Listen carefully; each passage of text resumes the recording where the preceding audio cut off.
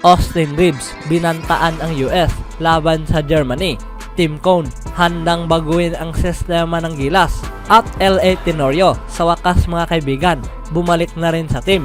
Ngunit bago ang lahat, kung gusto nyo ng matibay na running shoes, ito ay mabibili lamang sa halagang $1,299. I-click lamang ang link sa comment section mga kaibigan or bisitahin lamang ang tiffin.com for more high quality shoes. Si Austin Reeves ay winarningan ang United States teammates noong araw ng Huwebes na ang national squad ay mapapasabak sa Germany's players sa panahong sila ay magkakaharap sa World Cup semifinals. Itong si Reeves ay nakaset na makakabanggaan ang former Los Angeles Lakers teammate na si Dennis Schroeder na kung saan ang USA at Germany ay magkikita sa Manila sa araw na ito.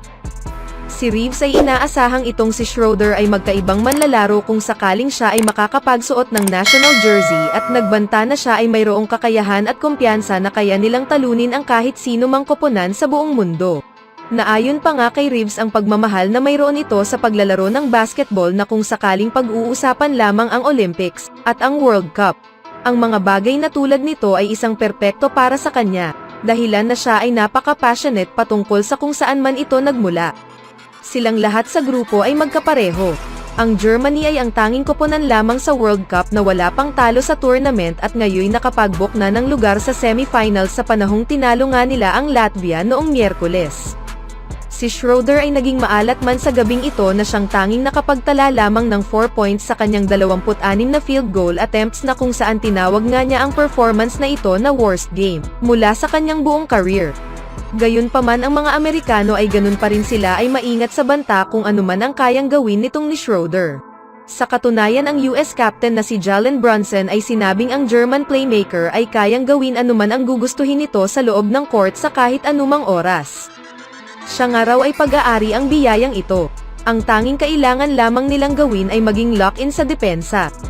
Habang siya man ay naging labis sa team, hindi naman niya kayang gawin ang lahat ng mag-isa. Ang United States ay nasaksihan ring muli ang labis na talento mula sa kanilang halimaw na performance sa panahong nilampaso nga nila ang Italy sa score na 100-63. Ang head coach na si Steve Kerr ay handa ng pakawalan ang kanyang grupo at gamitin ang talentong ito laban sa mga German at sinabing hindi niya kailangan ng iilang salita bago pa man ang laban. Na para kay Kerr, ang main job na ginawa ng mga staff ngayon ay bigyan sila ng blueprint. Ang lahat ng mga bagay na kanilang natapos sa preparasyon nitong nakaraang 5 linggo ay ang makaabot sa puntong ito.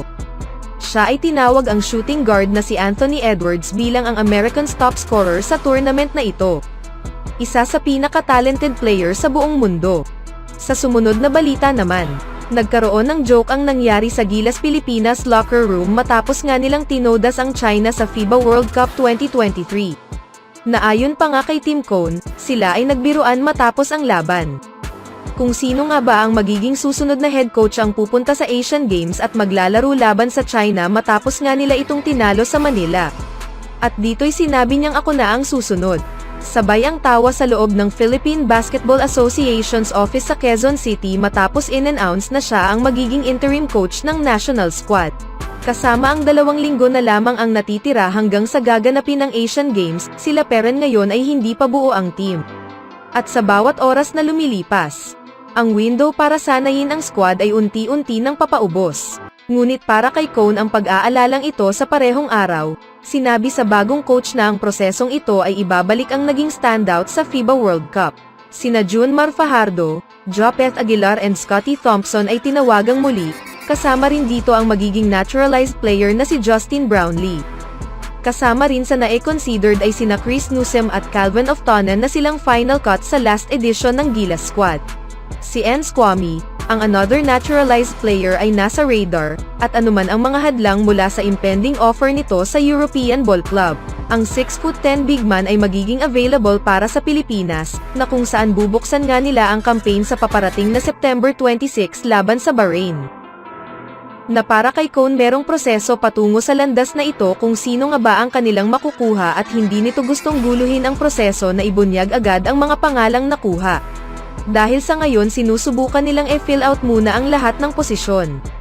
At nilinaw na hindi nila balak ang napakaraming guards. Patuloy pa nito, hanap nila ang mga manlalarong versatile. na kayang panghawakan ang magkaibang posisyon. Gaya na lamang sa kanyang sinabi, merong laging paraan para talunin ang Middle Eastern teams at China, maging meron ring paraan para talunin ang Korean at Japanese teams. Parehong koponan ang maglalaro sa dalawang teams na ito, kaya kailangan nila ang maraming alam, sapat, na kayang baguhin ang laban. At angkop kung saan man ito naglalaro at ito nga raw ay ang kanyang inaasahan.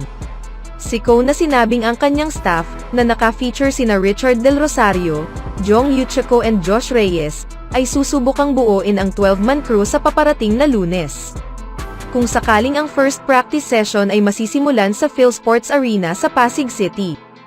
Sa kabilang banda naman mga kaibigan, pagkatapos ng 5 taon, si L.A. Tenorio ay babalik na sa Gilas, Pilipinas. Ngunit sa pagkakataong ito, ang PBA great ay susuotin ang magkaibang uniforme. Dahil siya ay magsisilbing assistant coach para kay Team Cone para sa paparating na Asian Games. Ang 39-year-old Ginebra guard ay na-sidelined simula pa man noong taong sumailalim ito sa chemotherapy. At ngayon, nang ang pinagdaanan nito ay tapos na, itong si Tenorio ay handa nang bumalik sa trabaho. Naayon pa nga kay Team Cone sa isang SBP-PBA press conference sa League's office sa Pasig City, si LA ay tinapos na ang huling treatment. Siya ay babalik sa Singapore sa paparating na September 18 at 19, ngunit siya ay makakasama ang team full-time. Itong si Tenorio ay hindi lamang isang typical staff member ng Gilas.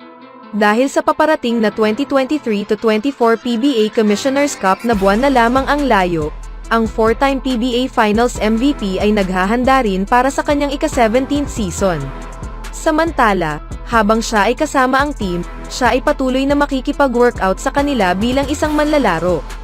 Si LA ay gustong maging practice player kasama ang national team para ihanda ang sarili sa upcoming conference, ayon kay Cone.